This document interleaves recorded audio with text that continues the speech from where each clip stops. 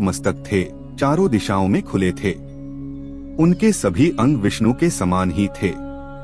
वह भी अत्यंत तेजस्वी तथा सामर्थ्यवान थे। उसी समय एक आकाशवाणी हुई कि हे पुत्र, तुम्हारे अज, ब्रह्मा, धाता, विधाता, बहुगर्भ आदि अनेक नाम होगे। ओम नमः शिवाय। हमने देखा कि कैसे ब्रह्मा जी और विष्णु जी की उत्पत्ति भगवान शिव ने की। आज हम देखते हैं कैसे शिव जी ने ब्रह्मा जी और विष्णु जी का घमंड तोड़ा। भगवान सदाशिव की माया तीनों भुवनों को घेरे हुए है। वे जो चाहते हैं वही होता है। विष्णु जी की नाभि से जो कमल का पुष्प निकला, उस पर शिव जी ने ब्रह्मा जी को उत्पन्न कर बैठा दिया, परंतु ब्रह्मा नहीं जानते थे कि उन्हें किसने उत्पन्न किया है, उनका पिता कौन है। तब उन्होंने सोचा कि जिसके मूल से यह कमल का पुष्प उत्पन्न हुआ है, वही मेरा पिता होगा। ऐसा सोचकर उस कमल की जड़ को जन्म देने वाले अपने पिता का पता लगाने के लिए ब्रह्मा उस कमल की डंडी के मार्ग से उस जल के भीतर जा पहुँचे। ब्रह्मा उस कमल नाल के सहारे सैकड़ों कोसों तक पानी के भीतर चले गए, परंतु उन्हें उसके उद्गम स्थान का कोई भी पता नहीं चल सका। तब वो निरंतर 100 वर्षों तक प्रयत्न करने के बाद निराश हो जाने के शोक से व्याकुल होकर उसी स्थान पर पुनः लौट आए जहां से नीचे की ओर चले थे। जब वे पुनः वापस आए तो यह देखकर उनके आश्चर्य की सीमा नहीं रही कि वहां वह कमल पुष्प कहीं भी दिखाई नहीं देता था जिस पर वे पहले बैठे थे। इस अद्भुत दृश्य को देख उन्हें अत्यंत चिंता हुई। तब उन्होंने इस संपूर्ण सृष्टि के स्वामी से अपनी रक्षा करने की प्रार्थना की।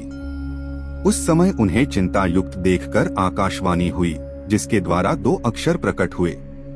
उन अक्षरों के सहारे 16 और 21 अक्षरों का और ज्ञान हुआ, जिनसे वो बहुत सी बातों को जान सके। ठीक उसी समय भगवान सदाशिव की इच्छा से उस जल में अचेत होकर पड़े हुए विष्णु सचेत होकर ब्रह्मा जी के समीप आए। इस बात में कोई संदेह नहीं करना चाहिए कि जो भगवान शिव चाहते हैं वही होता है। विष्णु जी को देख ब्रह्मा जी ने उनसे पूछा, आप कौन हैं? विष्णु जी ने उत्तर दिया, हे ब्रह्मा, हम अलख निरंजन हरि हैं। हम तुम्हारे पिता हैं, हमारे ही नाभिकमल द्वारा तुम्हारी उत्पत्ति हुई है।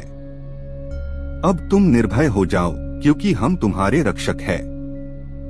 हमारे ऊपर हमारे समान अथवा हमसे उत्तम अन्य कोई नहीं। हम ही सबके स्वामी हैं। विष्णु जी ने यह बात अज्ञान अवस्था में ही कही थी कि हम ही उत्तम हैं और हम ही सबके स्वामी हैं, क्योंकि उस समय वे शिवजी की माया से अचेत थे। भला इस संसार में ऐसा कौन है जिसे शिव जी की माया भुलावे में नहीं देती? विष्णु जी के मुख से यह वचन सुनकर ब्रह्मा को अत्यंत क्रोध आया। तब उन्होंने कहा, तुम ऐसी बातें ना करो और कैवल्य भाव का निश्चय रखो। यदि तुम हमें उत्पन्न करने वाले हो तो वेद हमें ब्रह्मा, पितामह, विधाता आदि नामों से नहीं पुकारते। हम स्वयं ही तीनों गुणों को धारण करके संपूर्ण सृष्टि को उत्पन्न करने वाले हैं। अतः तुम्हें हमारे प्रति ऐसे शब्द नहीं कहने चाहिए। यह बात सुन विष्णु बोले, हे ब्रह्मा, तुम अज्ञानता में मत पढ़ो। इस सृष्टि को उत्पन्न करने वाले हम ही हैं। हम ही सब जीवों को उत्पन्न करके उनका पालन करते हैं और प्रलयकाल में सबको नष्ट करते हैं। हमारी माया के वशीभूत होकर सब अपना ज्ञान भुला बैठते हैं, इसलिए तुम भी ऐसा कह रहे हो। इसमें तुम्हारा दोष नहीं है। हम ही